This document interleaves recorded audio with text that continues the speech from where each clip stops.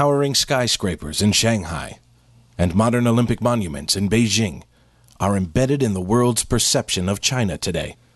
However, areas outside of large cities are a different story altogether. Remote and less accessible, China's rural areas and migrant communities are rife with underfunded schools and barriers to academic achievement that slows social mobility for much of China's population. Rooted in the goal of overcoming these barriers, the Rural Education Action Project of Stanford University's Freeman Spogli Institute and the Chinese Academy of Sciences is committed to improving rural education in China through impact evaluation of effective and sustainable policy-relevant solutions. Three main features distinguish REAP in the rapidly growing field of development economics and the sea of development-oriented nonprofits: our people and collaborators, our policy-oriented perspective, our expertise in education, nutrition, and health, and our unique research approach. Why does REAP focus on education? I often say there's three things people need, and that's human capital, and human capital. That's the way that a poor person will plug into sort of China's growth. In that spirit that we started to say, okay, what really is needed to try to improve the human capital of the people who live in poor areas, especially young people, since they're the ones who investments in human capital have particularly high returns. And so that's why we started working on education and health and nutrition. It's really, as an economist, improving human capital is the best way to improve or alleviate poverty.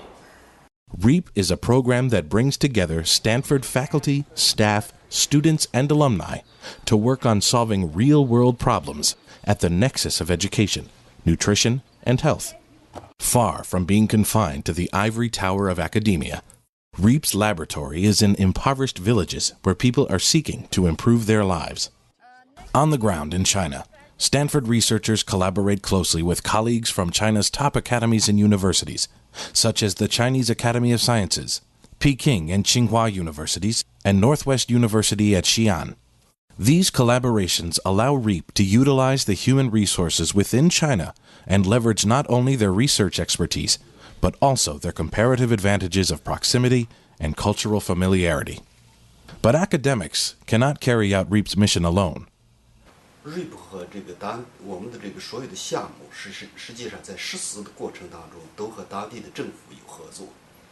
那么跟当地政府的合作它有两个好处：第一，让政府从过程当中就是在方法上有所改变；第二，只有政府自己实施了，它未来才能自己去创造性的推广。如果是完全的我们自己做，那它的推广性是受到限制的。On the one hand, yes, our evaluations help inform our partners' program decisions, but REAP is always looking to go one big step further. What we're looking to do is take the successful lessons that we identify, be they from our own programs or from evaluations of our partner programs, and lift those lessons into the policymaking arena. REAP's approach is one that fits the policy context of China well. The fortunate situation is that China doesn't lack political commitment, neither kind of financial commitment to improve the education or quality of education in China, especially rural China. So what they're lacking is really a kind of detailed, refined kind of packages where they could have a kind of immediately can implement stuff. That's how we think we are really encouraged that if we can come up with evidence-based kind of trials where we could demonstrate what works, what doesn't work, and to what extent it works, and we can easily get government attention because they have the money and they have the political will, they just don't have the good ideas. They will take the good projects and scale them up. That way, instead of helping 10 or 100 or even 1,000 people as an effective NGO might do, we have the chance of actually impacting the lives of millions as a good project then gets replicated and spread across the country. While REAP projects are dynamic and evolving, REAP's research and action has three themes: nutrition, health, and education, technology and education, and quality and access to secondary education and beyond. Specific projects in recent years have worked on issues ranging from anemia and micronutrient deficiencies, computer-assisted learning, vocational education, and financial aid in poor rural areas and migrant communities.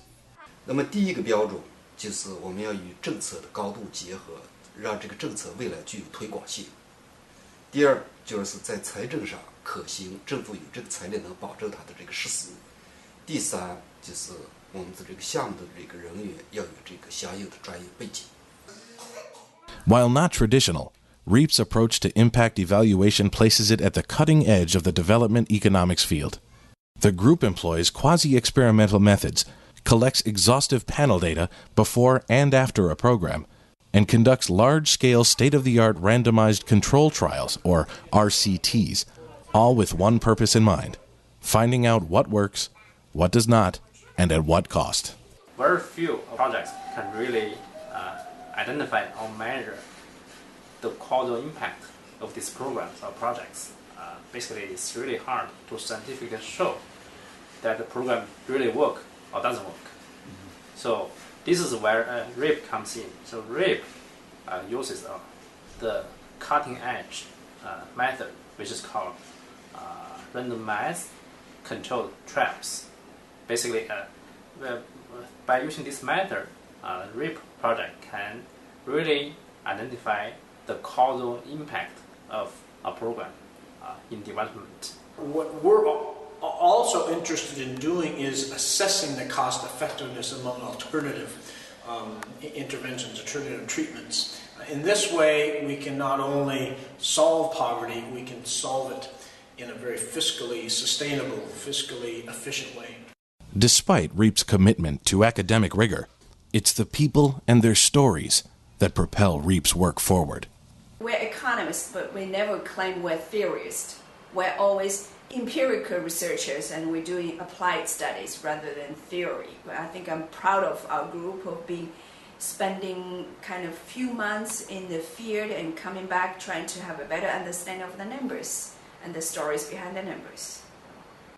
REAP is looking toward expanding its current projects on nutrition, health and education, technology and education, and quality and access to secondary education and beyond, and into other areas where the lives of students across rural China can be improved.